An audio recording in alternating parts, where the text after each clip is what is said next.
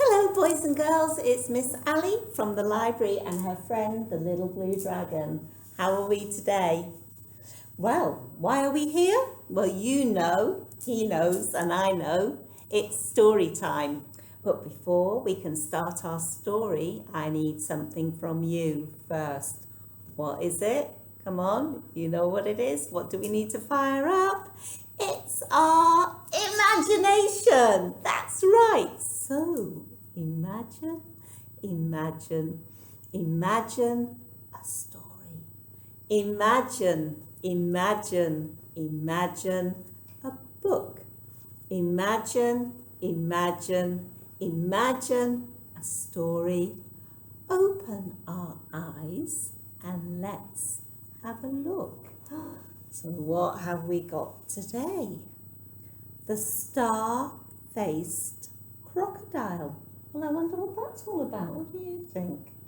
Okay, so the author is David Melling. And David not only thought up the story, thought up the words, but he also drew and painted the lovely pictures that we'll see inside the book. And so we say thank you to David Melling for thinking up this book. But who else do we have to say thank you to? There's somebody allowing me to read this book to you guys. And that is Hodder Children's Books. So what do you think Hodder Children's Books is? Who are they? Why are they important for this book? Anybody know? What's that? Okay. Little Blue Dragon says that Hodder Children's Books is the company or the publisher that has made this book available to me to go to the bookshop, buy the book and put it in the library. So for me to be able to read it to you today, or for you when you next get back into the library to borrow it and take it home. Okay, so before we open up the book, there's one last thing that we can look at on the back of the book. And what's that? Little Blue Dragon, he's getting very excited, says it's the blurb. And what does, right, okay, settle down. He's so excited, he wants me to get on with the story. Yes, okay. You ready? Okay, so before we open the book, we've got to read the blurb. And the blurb tells us, or gives us a little taste of what the story is about. So this is a tale of a friendship and music, of a bear with a banjo and a star-faced crocodile, and how they became the best of friends. Okay, so we've got music, we've got a banjo, and we've got a star-faced crocodile. And I think some owls too. So, are we sitting comfortably? You are? Great. Then I will begin. Oh, if I can open it, let's have a look. Okay, are you sitting comfortably? Good. I'll get comfy too. One night, a bear settled down by the edge of a lake and sang to the stars that danced and played in the water. A shy crocodile drifting by had never heard such a beautiful song, and he wished his long tail in time to the music. "Oh my!" gasped the bear. "Oh my!" gasped the bear. "A star-faced crocodile." So what do we think has happened there? Do you think the crocodile really has a star face? Do you? Let's find out. What do you think? Then the crocodile, I missed a page.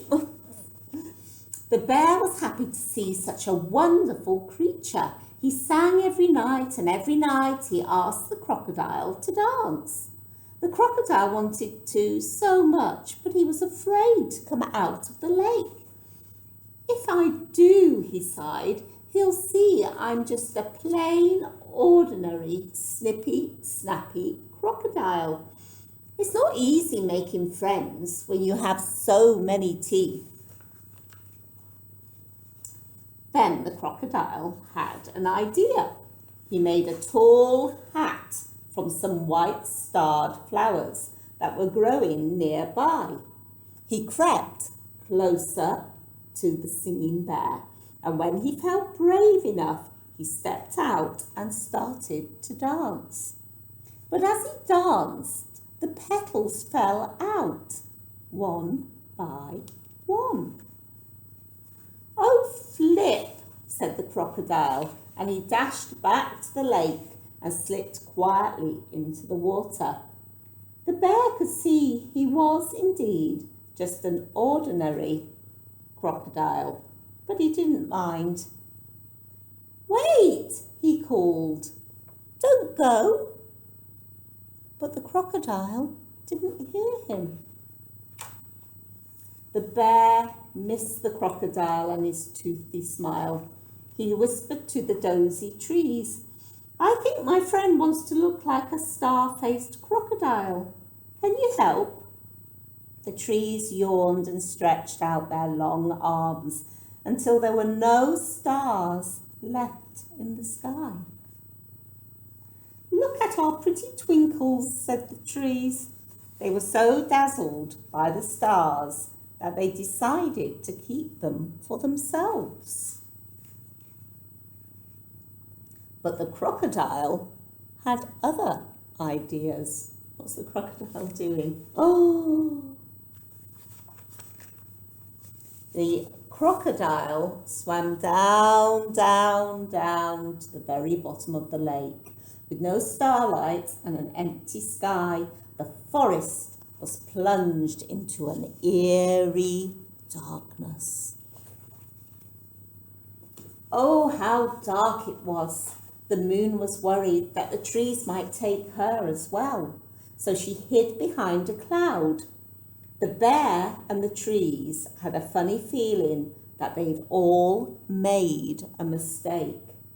"I'll play a tune to cheer us up," said the bear. Snap went a string. "Oh," said the trees. "Bother," said the bear. "Oh dear, his banjo's broken." Meanwhile, the crocodile was finally ready to show everyone how splendid he looked. But nobody noticed, and besides, the stars had lost their twinkle. Suddenly, he felt very, very silly. I wonder what's going to happen. I'm intrigued. It's dark, the stars have gone, the crocodile feels silly, the bear has snapped his banjo string. It was very quiet. There was no light, no music, and no dancing. They all realised that if the stars disappeared from the sky, it changed everybody and everything. So the crocodile and the bear and the trees hung the stars back up into the sky where they belonged. It took a while to fit the right stars into the right holes, and the hooks were quite fiddly, but it was worth it in the end. "Look," said the crocodile with a toothy grin, "they've got their twinkle back." How lovely. Starlight returned to the forest at last. Before long, so did the moon, and the music and the dancing. Then a shooting star fell from the sky and landed in the lake, right next to the crocodile. The water glowed and fizzled, and after a moment, there he was. A star-faced crocodile. Or was it just a trick of the light? Well, there we go. But what a funny story. What do we think of that? What did you think? I think Little Blue Dragon says we shouldn't try to be something that we're not. I think that's a very good point. We should be who we really are. But sometimes it's nice to imagine. I wonder what I would look like with a crown of stars. Get dressed up. I do like twinkly lights though. Okay? And it's lovely, isn't it, when you look out into the night sky and you see the stars and the moon shining down, especially if they reflect onto the water. And I think that was the trick, wasn't it? It was the crocodile kind of like was in amongst the reflection of the stars. But he's a good friend with the bear and the banjo and the trees. Well, that's it for me. Until next time. So it's goodbye from the Little Blue Dragon. He was a bit sleepy. I think that was a bit of a bedtime story. And a goodbye from me. Till next time. Bye-bye.